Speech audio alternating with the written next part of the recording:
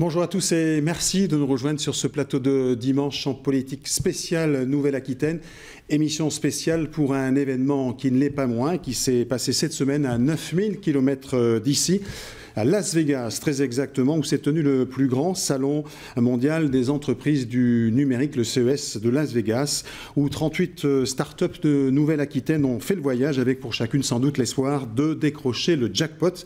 Ce salon peut être en effet un extraordinaire booster pour conquérir les marchés mondiaux. J'ai le plaisir d'accueillir sur ce plateau Mathieu Azoir, qui vient tout juste de rentrer de Las Vegas. Vous êtes conseiller régional en charge de l'économie du numérique. Pas trop fatigué? Ça fait 2 heures que vous êtes là? Un petit peu, mais je tiens le choc. Bonjour à tous. Également sur ce plateau, Sophia Soulet, vous êtes coordinatrice internationale de l'entreprise Sim4Health. Vous étiez à Las Vegas cette année et vous y étiez aussi l'an dernier. Vous nous parlerez de ce retour d'expérience spécialisé, je crois, dans le domaine de la formation médicale. Également dans cette émission en duplex depuis La Rochelle où se trouve Michel Gouin. Vous êtes cofondateur de Good Morning Agency qui conduisait justement la délégation du Poitou-Charentes l'an dernier à Las Vegas. Et puis nous serons aussi en duplex de Limoges avec Alexis Mons, président d'une association Limousine, bonjour, qui gère la délégation de Las Vegas. Bonjour à tous les quatre et merci de participer à cette émission. Michel Azoir, donc vous êtes tout juste fraîchement rentré de Las Vegas. Vous étiez là-bas pour accompagner Alain Rousset de la région. Qu'est-ce qui vous a le plus frappé dans cet environnement foisonnant? Ce qui m'a plus frappé, c'est globalement l'espace, le nombre, la multiplicité des entreprises sur place, peut-être la démesure même de la ville Las Vegas, mais le principal enseignement que je retire aujourd'hui, c'est que pour les entreprises de l'économie numérique, c'est bien l'endroit où il faut être pour développer sa stratégie à l'international ou pour conquérir de nouveaux marchés. Mais autant je dis c'est l'endroit où il faut être, autant il faut bien être préparé. Et c'est ce que nous avons fait cette année. Quand je dis nous, c'est dans une démarche un peu collective. La région Nouvelle-Aquitaine, Bordeaux Métropole, CCI Nouvelle-Aquitaine, avec les 3 associations. Oui, derrière l'association French Tech. French Tech, le SPN, Alyptic, Digital Aquitaine. Et nous avons mis en place un accompagnement en amont. Les entreprises ont été préparées dans des moments de rencontres collectives, mais aussi dans des moments un peu individuels, simplement pour préparer ce qu'on appelle des pitchs, pour être prêt en anglais à présenter sa propre entreprise. Ça, c'était en amont. Sur place, il y avait aussi une visibilité, un stand où... Alain Rousset a souvent l'habitude de le rappeler, on chassait en meute, donc ça c'était aussi sur place un accompagnement un peu collectif. Et puis le plus important aussi, nous semble-t-il à nos yeux, c'est comment à l'issue de ce salon, nous allons mesurer la réalité très concrète des retombées du CES pour les 38 entreprises qui étaient. C'est ça, on va y revenir. Alors vous, Sophia Soulet, vous étiez l'an dernier, vous, physiquement, personnellement, sur ce salon de Las Vegas pour votre entreprise, qui est spécialisée dans l'imagerie médicale, dans la formation. Expliquez-nous ce qu'elle fait, cette entreprise. Sim4Health, c'est le département de simulation numérique d'Interaction Healthcare. Et ce que l'on fait, c'est créer des simulateurs pour la formation des professionnels de santé, médicaux, paramédicaux. Alors, en réalité virtuelle pour le CES, parce que forcément, l'effet waouh joue énormément sur place. Et dans les centres de simulation, c'est très important pour la partie immersive. Mais nous créons aussi ces jeux, parce que ça reste ludique, disponibles sur tablette et sur PC, et qui permettent la formation de différents corps de métier. Justement, ces simulateurs, est-ce que c'est des outils qu'on peut pratiquement destiner aux facultés de médecine, par exemple? Tout à fait, effectivement. Nous travaillons avec des facultés de médecine, les universités, les centres de simulation, mais pas seulement. Nous travaillons également avec les industriels de la santé qui souhaitent former les professionnels à l'utilisation de leurs dispositifs médicaux, leurs machines. Donc chacun en ligne, un professionnel peut aller chercher ce dont il a besoin pour son expertise. Il faut être professionnel et affilié à un organisme de santé pour ça. Donc il faut bien préciser que c'est une simulation, ce n'est pas une simple vidéo. C'est une simulation, c'est un jeu vidéo qui a été... On a recréé finalement un espace réel en espace virtuel, que ce soit le patient, le décor et toutes les procédures. Donc pour cela, on travaille avec des médecins, on travaille avec des ingénieurs, on pose un cas clinique descriptif et puis on le virtualise. Alors on va aller à La Rochelle où se trouve Michel Gouin. Bonjour Michel Gouin, vous étiez vous-même l'an dernier à Las Vegas pour présenter votre projet qui est un guide touristique, un guide de voyage. Est-ce que ça a changé votre vie ? Oui, bonjour. Je ne sais pas si ça a changé ma vie, mais en tout cas, c'est vraiment une rampe de lancement. Ça a été une expérience assez unique de vivre le CES de Vegas pendant ces quelques jours. C'est vraiment un tremplin sur la qualité et le volume colossal de rendez-vous. On est parti à 3 personnes et on faisait des journées assez monstrueuses. On a eu un peu moins de 200 rendez-vous qualifiés et d'échanges sur les jours, les 4 ou 5 jours du CES, donc c'est assez colossal. Et surtout avec des personnes qui seraient, en tout cas si on était resté en France, chez nous à La Rochelle, bien plus difficiles d'accès. On a vu des gens assez haut placés de chez Google, de chez Amazon, on a eu le CTO d'Air France, on a eu des gens qui, quand on est une petite start-up comme la nôtre, comme Good Morning, avec ses produits Good Morning Planet et Good Morning City, eh bien c'est vrai que c'est difficile d'accès. Et le CES nous a permis d'accéder à ces rendez-vous-là, d'échanger et puis de pouvoir continuer par la suite avec ses partenaires. Vous pouvez préciser ce que c'est peut-être votre projet de Good Morning Planet ? Bien sûr, Good Morning Planet, on a revisité les guides de voyage traditionnels qui étaient sur papier, comme le routard Lonely Planet, dans une version, et on a voulu avoir une version complètement digitalisée avec des outils pour assister l'utilisateur, le voyageur, dans la planification, dans la sélection de ses activités, et puis tout ça se consolide automatiquement et vous obtenez un guide de voyage complètement personnalisé à disposition. Alors Alex Simons, vous êtes vous à Limoges, je rappelle que vous êtes le président de l'association Limousine qui gère la délégation au CES de Las Vegas. Vous êtes vous-même dans une région où il y a pas mal de fleurons, justement, dans ce domaine des entreprises du numérique. On peut en citer quelques-unes. Legrand, par exemple, le cluster, le pôle Esther, pardon. Il y a chez vous une typologie. Il y a cette volonté d'être dans cette innovation. Quelles sont, au fond, celles que vous retiendriez, vous qui êtes à la tête de cette association ? Moi, un point sur lequel je voulais... Oui. Non, un point sur lequel je voulais insister, qui est très important, c'est que là, on a donc une cohorte de start-up qui est partie de Nouvelle-Aquitaine. Ce qui est important, c'est que certaines d'entre elles n'en étaient pas leur premier voyage. Ce n'est pas le premier voyage de délégation de Nouvelle-Aquitaine au CES Las Vegas. Et on a certaines start-up où ça fait 1 fois, 2 fois, 3 fois qu'ils viennent. Donc on voit les premières qui vont, qui découvrent. Alors elles ont été bien préparées, c'est ce qui a été rappelé par Mathieu Azoir tout à l'heure. Elles arrivent, elles découvrent le gigantisme de ce salon et toute sa difficulté. On les voit progresser au fur et à mesure. On voit des gens comme IT Communication, par exemple, qui viennent chez nous, qui est un spécialiste de l'accessibilité sur le web, qui a vraiment fait son trou, qui aujourd'hui est dans son propre stand, qui est dans son village thématique et qui creuse son sillon aux États-Unis. On a vu, et c'est une satisfaction en ce moment avec eCoop, qui est une start-up auquel on tient beaucoup, qui est une particularité de ce qu'on a à Limoges, qui sont des gens qui fabriquent aussi des builders, qui fabriquent aussi des produits physiques. C'est pas uniquement du digital, et qui a bien fait parler de lui. Moi, j'ai vu un très bel article sur Forbes, par exemple, sur sa solution de mesure de la radioactivité. Et Gaël Patton, qui est un des lauréats de notre Startup Battle de cette année, a vraiment fait son trou pour Gaël Patton, juste les 2 fois pour qu'il y va. Et voilà. Préciser Gaël Patton, parce que tout le monde ne sait pas. Donc Gaël Patton, c'est le dirigeant, le fondateur d'eCoop, qui est cette start-up, qui a développé une solution extrêmement brillante de mesure de la radioactivité, très abordable et très appropriable par le commun des mortels d'ailleurs. Et c'est une solution il est allé une première fois à Las Vegas, il a découvert ça, et cette année, il arrive vraiment à susciter de la retombée média, à faire parler de lui, et y compris et surtout par des médias américains, qui l'ont vraiment repéré comme une pépite de la French Tech au salon. Donc il pousse, il grandit, et le salon est un booster et lui permet vraiment de progresser chaque année. Et puis cette immersion dans le salon, c'est aussi un peu de l'émulation.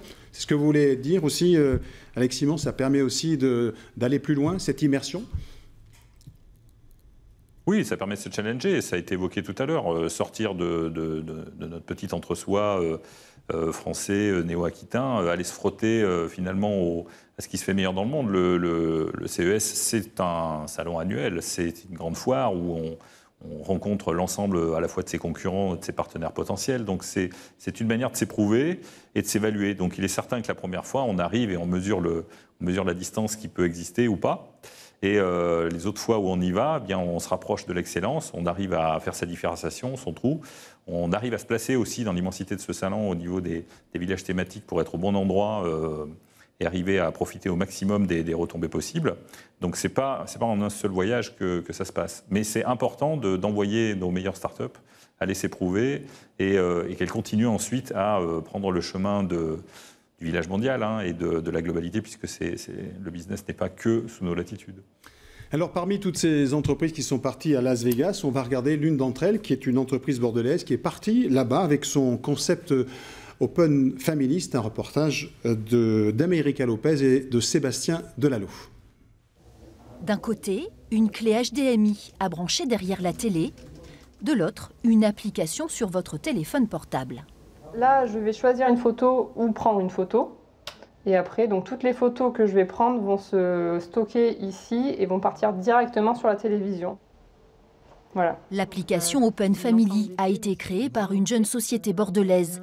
Une solution simple et pratique pour que les seniors restent connectés à leur famille, malgré la distance. Open Family, c'est une clé qu'on branche derrière la télévision des grands-parents, qui diffuse tous les contenus photos et vidéos qui vont se mettre sous format diaporama.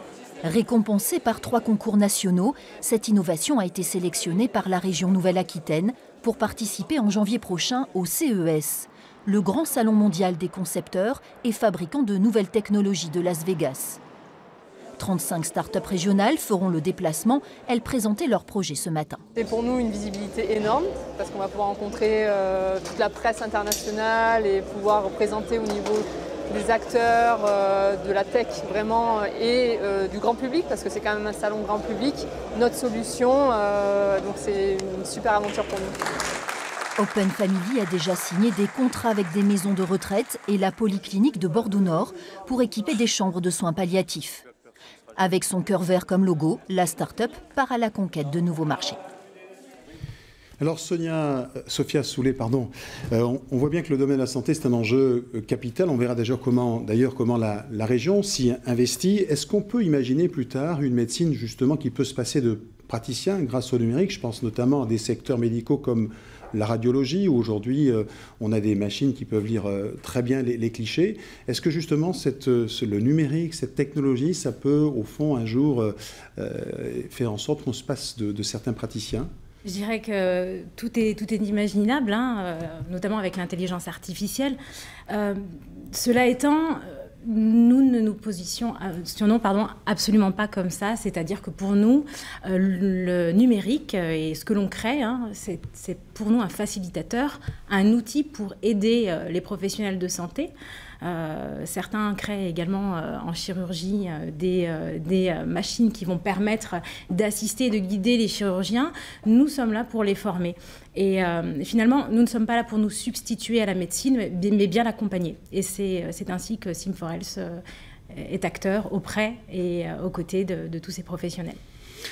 Alors, M. Azoir, la région s'investit beaucoup dans la santé avec la e-santé, son coin de e-santé, notamment via le très haut débit. Qu'est-ce que ça peut changer dans le quotidien des gens? Globalement, avant d'imaginer ce que ça peut changer, simplement préciser, je rebondis sur la question précédente, ce qu'est la stratégie numérique de la région. La stratégie numérique de la région, c'est le numérique au service de l'humain. Il n'est pas question, pour faire le lien avec la e-santé, de remplacer le praticien, mais simplement de voir comment le numérique permet simplement le rapprochement d'un praticien et d'un patient. Je pense que ça, c'est un élément important. Globalement, une stratégie au service de l'humain, c'est comment le numérique permet de mieux apprendre, comment le numérique permet de mieux se déplacer, comment le numérique améliore la qualité de vie au travail. Il me semble qu'en tant que collectivité publique, on est aussi garant de ça. Et pour revenir sur la dimension de la e-santé, Alex Simons a cité quelques entreprises. Autour de Limoges, il y a des forces importantes. À Bordeaux, Sim4Health en fait partie. Et globalement, avec ma collègue Françoise Janson, qui est conseillère régionale en charge de la santé, nous avons bâti une stratégie faisant en sorte que les outils du numérique permettent d'améliorer la télémédecine, permettent d'améliorer la présence territoriale des médecins sur l'ensemble du territoire. Et puis, puisque vous évoquez le très haut débit, une politique aussi que je porte, simplement rappeler que le Conseil régional investit à hauteur de 229 millions d'euros pour faire en sorte que le très haut débit irrigue l'ensemble du territoire de la Nouvelle-Aquitaine, en particulier la fibre optique, et puis simplement qu'il y ait une équité territoriale face au très haut débit, et parce que aussi, dès lors qu'on met numérique, dès lors qu'on parle de e-santé, ben, évidemment, c'est consommateur en bande passante, et donc il faut que les tuyaux soient en face des usages nouveaux concrets. Mais il me semble que ça, c'est un élément important, la question de l'humain. J'ai cité Limoges, j'ai cité Bordeaux, mais ce sur quoi, pour élargir aussi un peu le spectre, ce qui était aussi important pour nous, c'est que sur les 38 entreprises qui étaient start-up présentes au CES, ces start-up viennent de l'ensemble du territoire. Il y avait des entreprises de Pau, de Bayonne, de Mont-de-Marsan, d'Angoulême, de Niort, de Brive, Limoges.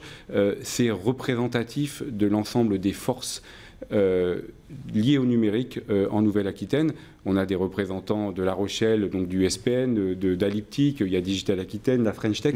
Il y a tout un écosystème et il y a un bouillonnement qui se crée depuis 1 ou 2 ans et je dirais c'est réjouissant pour la collectivité. Alors justement, vous parlez du numérique au service de l'humain, c'est au fond le préambule affiché pour ce CES de Las Vegas par le président Alain Rousset qui est là-bas. On va justement écouter ce que Alain Rousset déclarait à propos de ce salon. C'est un lieu exceptionnel pour connaître le marché, pour connaître les innovations. Ensuite, parce que c'est le rôle de la région que de faire bouillonner le tissu économique, que de l'accompagner. Parce qu'arriver ici, si vous êtes une start-up tout seul, sans avoir été préparé d'une part, sans avoir été accompagné même financièrement pour le budget d'une start-up, ce n'est pas forcément possible. Et puis pour nous, en région Nouvelle-Aquitaine, c'est aussi générer un tissu de PME, de TPE, de start-up qui feront l'emploi de demain. Comment on se sent quand on représente une région telle que la Nouvelle-Aquitaine à l'échelle de grandes nations comme les États-Unis, la Chine, qui sont représentées ici? Paradoxalement, on ne se sent pas diminué. Vous avez en Creuse, à Guéret, une entreprise qui s'appelle Sauton, qui est le leader mondial du lit d'enfants connecté.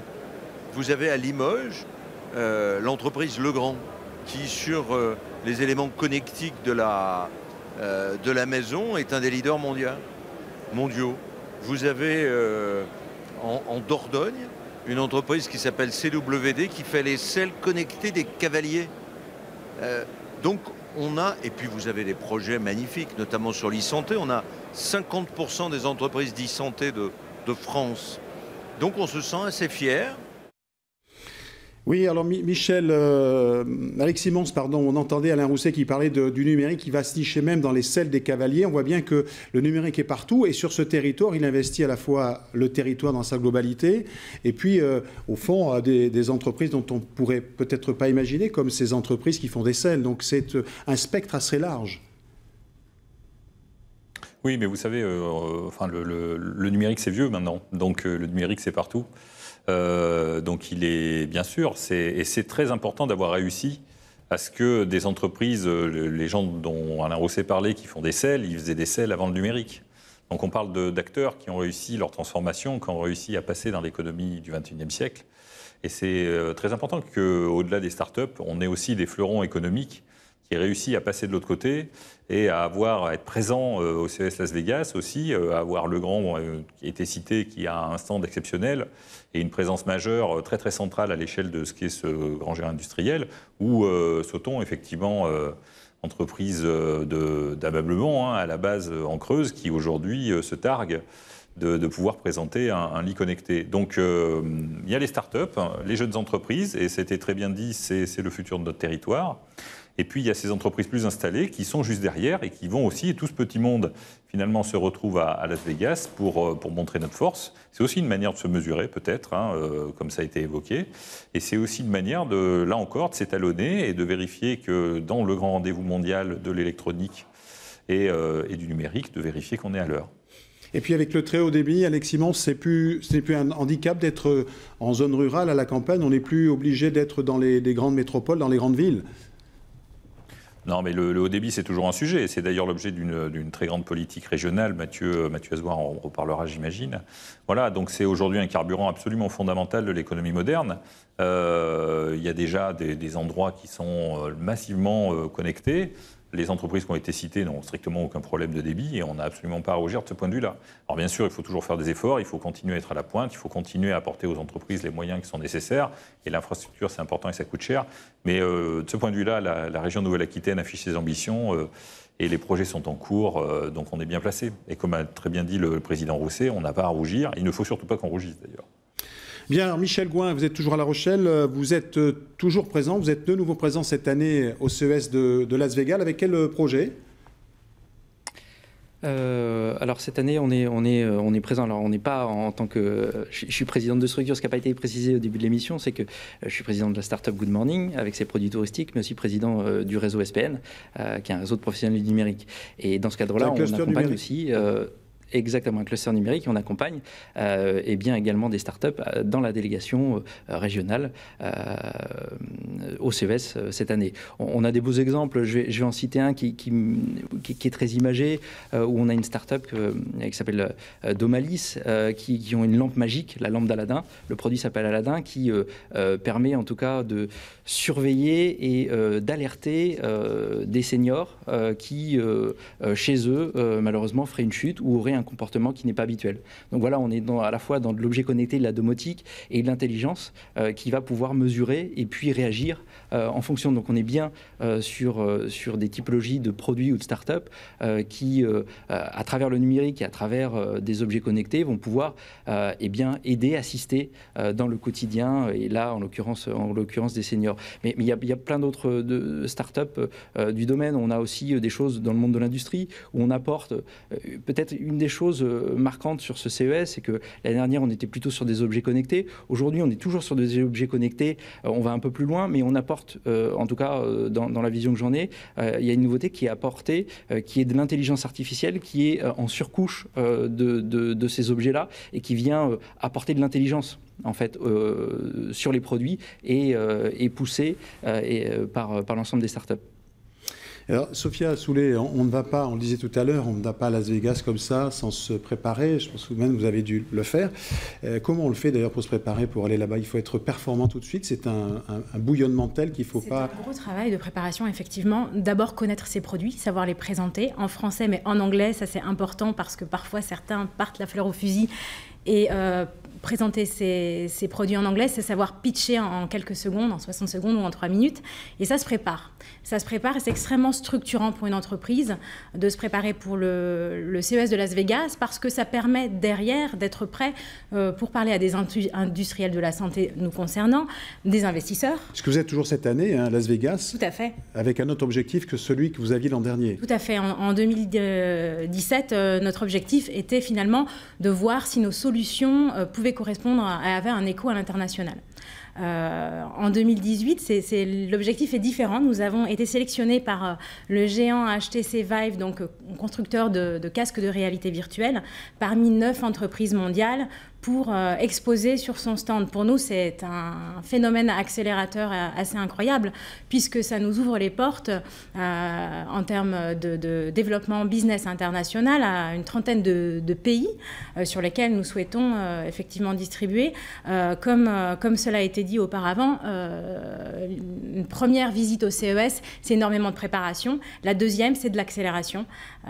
Nous avons pour objectif maintenant un gros déploiement international, puisque 80% de notre chiffre d'affaires devra être fait à l'international. On n'a pas parlé du tarif, c'est un salon onéreux, c'est un investissement de départ, oui. Tout à fait, et je rebondis sur ce qui a été dit également plus tôt.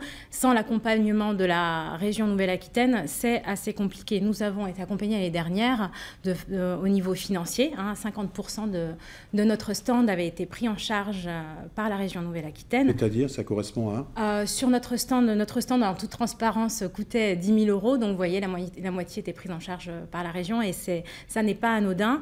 Par ailleurs, au-delà de la partie financière, il y a un accompagnement de la région qui s'est amplifié, je pense, cette année, très important, et qui nous a permis de se préparer au mieux pour cet événement. L'accompagnement, notamment à savoir ce qu'est le CES et à se préparer à affronter la violence de ce gigantesque salon, mais également comment s'adresser à des interlocuteurs internationaux et à la presse internationale notamment. Alors Mathieu Azouar, on peut dire raté le coche de Google, d'Amazon, ces grandes entreprises. Est-ce qu'aujourd'hui, il y a encore de la place pour de telles innovations, de telles révolutions ? Je pense sincèrement qu'il y a de la place. Il y a de la place en Europe, il y a de la place en France, il y a de la place en Nouvelle-Aquitaine. Ce qu'on sait, ce qu'on voit, ce que les entrepreneurs du numérique savent, c'est que souvent pour les entreprises, c'est pas Bordeaux, c'est pas Poitiers, c'est pas Limoges, c'est pas Angoulême le marché, mais c'est tout de suite la France, l'Europe, l'international. Le CES leur permet aussi d'aller se confronter et de voir quelles sont les innovations émanant d'autres pays. Est-ce que des solutions technologiques viennent aussi les challenger? Et pourquoi je dis qu'il y a de la place? C'est parce que aussi il y a des outils existants pour les accompagner. Vous parliez d'accélération. Le pari aujourd'hui de la région Nouvelle-Aquitaine, il est celui-là. C'est-à-dire comment nous faisons émerger un certain nombre de champions, des sociétés, des ETI qui permettraient aussi de tirer encore plus la filière. Et je l'évoquais aussi tout à l'heure, maintenant, en rentrant du CES, notre objectif, c'est de pouvoir réellement mesurer, quantifier avec des données très factuelles les retombées de ce salon, comment, à partir de contacts qualifiés qu'ont eu les entreprises sur place, de quoi elles ont besoin aujourd'hui. Quand je dis de quoi elles ont besoin, est-ce que c'est une aide en fonds propres? Est-ce que c'est une aide à la R&D? Est-ce que c'est autre chose? Il y a plein d'outils dont la région dispose et il faut que nous puissions mettre le bouton dessus. Merci Mathieu Azouar. Je voudrais remercier à tous ceux qui ont participé à cette émission. Alexis Mons en duplex de Limoges, merci à vous. Merci aussi à Michel Gouin qui était en direct de La Rochelle. Merci aussi à vous, Sophia Soulet. Merci encore à tous les quatre d'avoir participé à cette émission en espérant qu'elle vous aura beaucoup plu et qu'elle vous aura emmené à peut-être rêver, à vous, porteurs d'idées nouvelles. Merci en tous les cas. Restez avec nous. Dans un instant, vous avez rendez-vous avec le journal de la mi-journée. Bon après-midi sur France 3 Aquitaine. Merci.